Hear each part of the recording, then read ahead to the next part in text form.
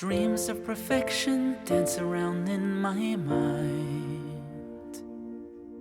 A miracle of life so beautifully designed. As I hear your first cries, my heart fills with love. You're placed in my arms, a gift from above. Then come the words that forever change my world. Something's not right with... He was in the NICU for a while. I hold you even tighter as all dreams just seem to fade away. That was a little daunting for me. We will be alright.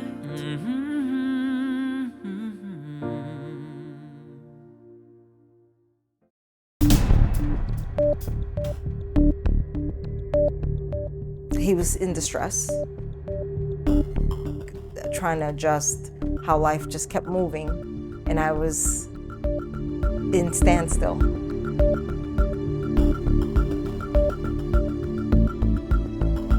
With every week was that little bit of hope, like I'm gonna have my a normal situation. He'll have a normal childhood.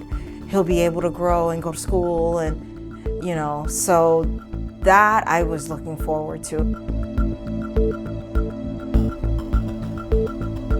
Yes, okay, we're almost there. We're at the finish line. The marathon is done. Thought all was well. Yeah. We did. I did.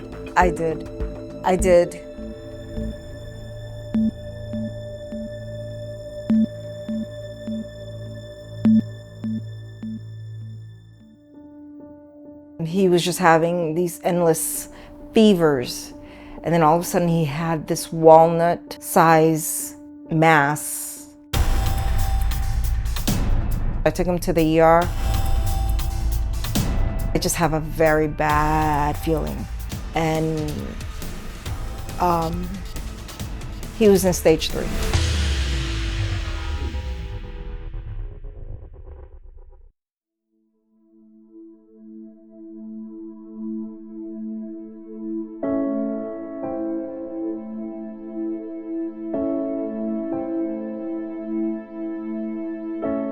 While we were in the cancer unit, my child psychologist was watching us play with Gabe.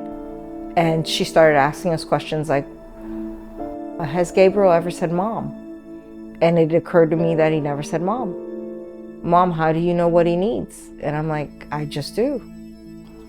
And that's when she decided to do an evaluation. And Gabe undoubtedly was, on the spectrum.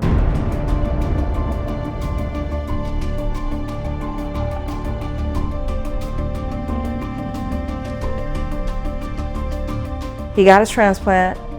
We're getting ready to be done with this chemo foolishness.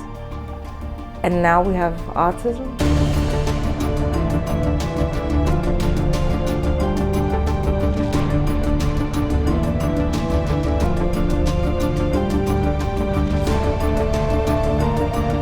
I just didn't know what God handed me at this point. And I just had to keep moving. Because if I stop to think about it, then I might stop for good. So I'm like, no, both of us can't be in this place of, well, what's the point? So for his sake, I did keep moving, sometimes in circles, because I didn't know what direction to take. But primarily, the whole thing was making sure his child was okay.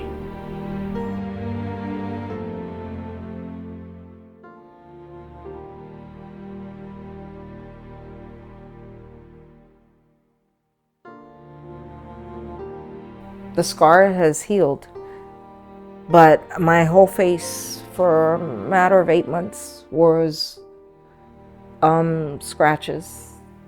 And I hid them with makeup. Gabe's aggressions were really terrifying, to say the least.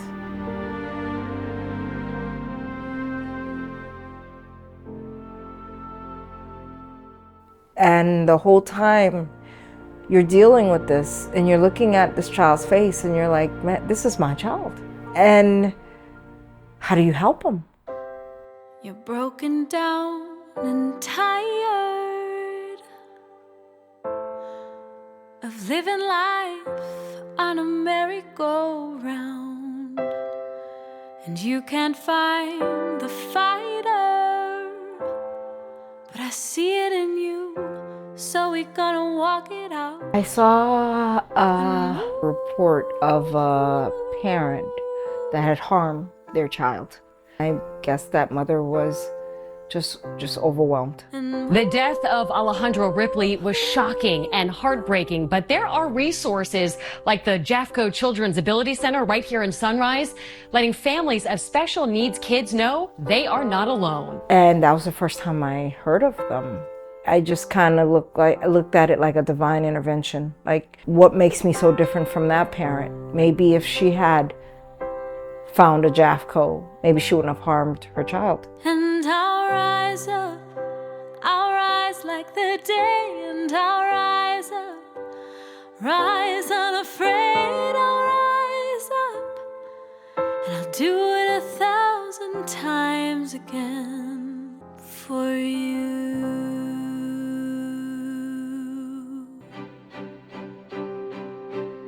This program was different than some other ones that we had tried to check into, that they were really concerned about the parents and where they were emotionally, physically, marital, financial. I'd never seen a facility like that. The places we were going to were all run down. They were all dirty. And you come to this facility, it's gorgeous. It's clean. It's safe. Before even Gabe walked through those doors, we were taken care of first, which was something I never experienced. Coming from a Caribbean culture, we never discussed the ins and outs of a child, much less with autism, and what it could be doing to the marriage, what it could be doing financially to us. We went to the parenting group. Who do you ask questions like, is this normal? Is this Do they all do this? Is this something that, should we be alarmed, not alarmed? How do we help with this behavior? And it allowed me to see that there was more community, more other parents that probably struggled the same way, which allowed me to be more open towards the help.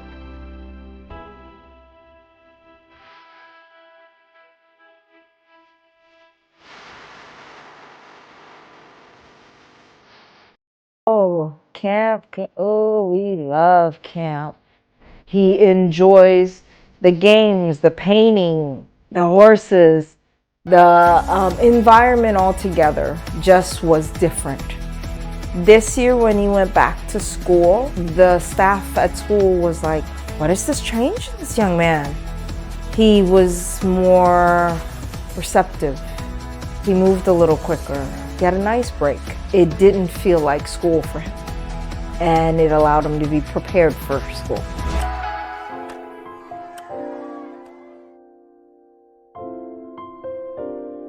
I think we had a 3-hour respite.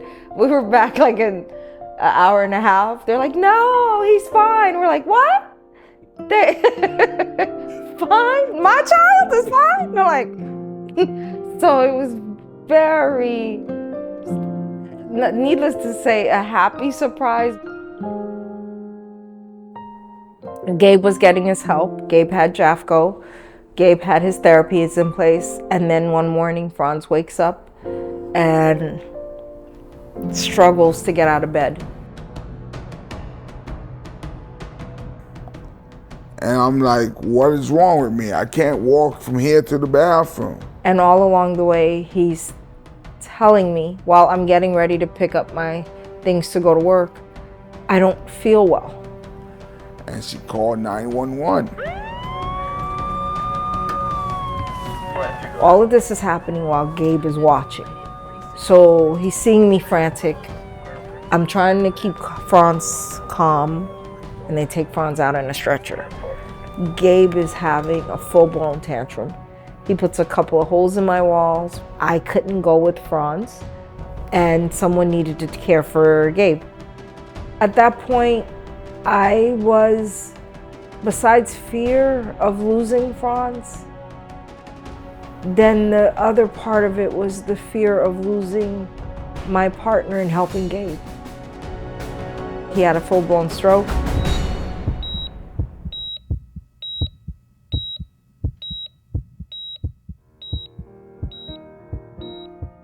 My wife took leave from her work. She's taking care of me and she's taking care of Gabriel. So, you know, she's had a lot going on. I'm busy giving medicine. I have alarms ringing all day long to ensure that Franz gets his medicine, Gabe gets his medicine, Franz gets his therapy, Gabe. So this house was like coming and going, and I needed a minute to breathe and figure out how to care for both of them and not put myself in an early grave doing it. And it was the respite that saved us. Every weekend, Gabe was at Jafco, non-stop, and they would call me. They would text me, "We're sending him this weekend, right?" "Yes, ma'am." Yes. I didn't even have to sign up for anything. And they're like, "Mom, anything else, you let us know. Even if it's a loaf of bread." That was a great relief, because by the time Gabe got home on Saturday and Sunday, he was so tuckered out. I didn't have to deal with, he was just happy, complacent. So it was nice to feel like you were cared for. I was able to breathe. It almost felt like a warm hug. I promise I'll be your eyes when you cannot see. I promise to be your voice when you cannot speak. And the respite team did offer us an overnight, but we're just not there yet. And I'm hoping beyond hope, the more that Gabe continues to get more acclimated with Jafco, that we can be a little bit more comfortable and ready to let him go. Jafco's allowed us to have a little bit more than just the special needs part of our lives, the disability part of our lives. We're able to feel part of a society again and just connect with each other. I am beyond humbled and grateful for the generosities of the donors.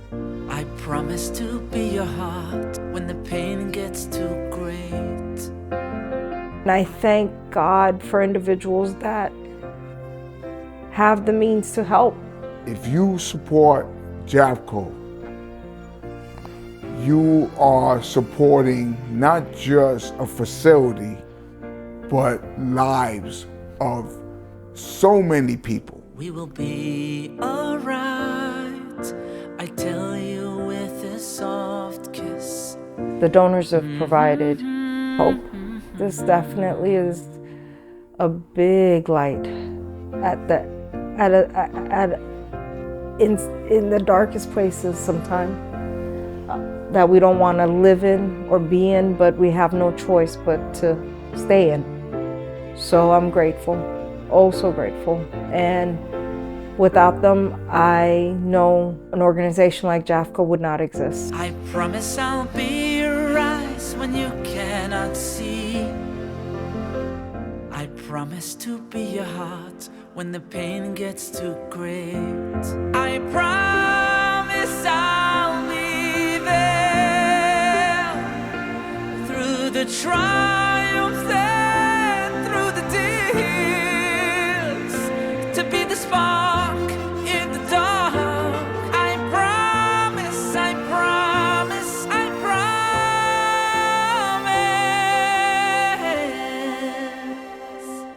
We're still on that journey, but I'm not alone. La la la la, la la la la. We will be alright.